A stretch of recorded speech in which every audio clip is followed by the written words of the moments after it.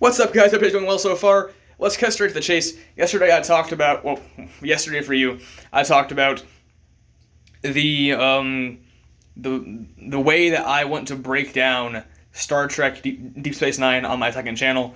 The way I have been breaking it down already and writing these reviews, these long analytical reviews, these critiques on the objectivity of media and if it is actually good art, for example. It's a tough question. And this came from my current roommate who I'm staying with right now. He kind of introduced me to this idea. He's a very opinionated, very honestly just good at analyzing and critiquing media.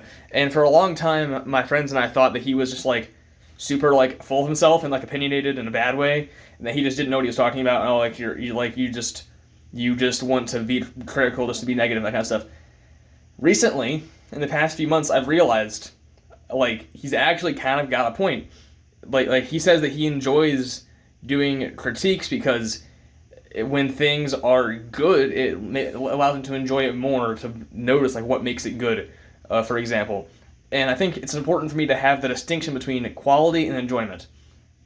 Because, for example, I understand that he's based now, but maybe I misunderstood him as saying, oh, this isn't good, you shouldn't enjoy it. Oh, you shouldn't like this thing. Liking something and recognizing its objective level of quality is not the same thing. For example, I think... Well, I guess I already have a pretty good example. I love DS9, the whole show. The first season or two, pretty rough. I'm finding that out right now. Through my analysis, through my critiques, I'm finding out, on average, the episodes are a 4 out of 10 so far, which is not terrible.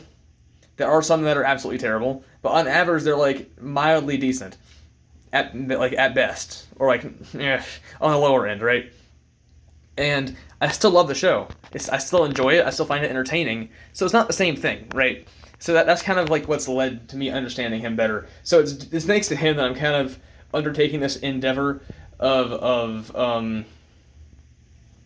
analyzing critically hundreds of episodes of Star Trek. Hopefully I can make it all the way, because I want to have, my back is killing me. 1 second. Oh, man. I want to be able to say that I went through every episode of Star Trek ever, and probably the movies too. So we're looking at hundreds and hundreds and hundreds of episodes of Star Trek, which is my favorite franchise of all time. And say, I gave a review, multiple pages worth of review on every episode of every series of Star Trek. I want to be able to say that and be proud of myself. Wow, I learned more about what makes art good art, right? So I kind of teased this before, but my scale is we're gonna start at 1. My roommate thinks that we should start at 0, because it's possible to have something so bad that it has no good qualities. I don't really believe that myself. I think that I can find at least one good thing in an episode, whether or not it's a certain character that has a good performance or a couple good character scenes. There have been episodes so far that have had terrible plots and no messaging, that I've still gotten a 2 out of 10 just because they have good ideas, at least, and good character moments and dynamics and such. So I'll start at a 1. 1, 2, and 3 is pretty bad. Honestly, just straight up, it's pretty stinky. Would you not recommend?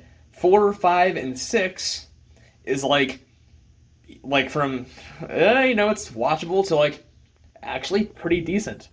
6, even 5 sounds pretty bad, but a 5 and a 6 is that's pretty decent, actually. You're doing a lot of things right. You're doing a lot of things wrong too, but you're still doing things right. And then 7, 8, 9, 10 is pretty good to masterpiece, cinema, right? So that's kind of the scale that I'm using. But yeah, with that in mind, love you guys. Be safe, be smart, don't be stupid, and have a great rest of your day.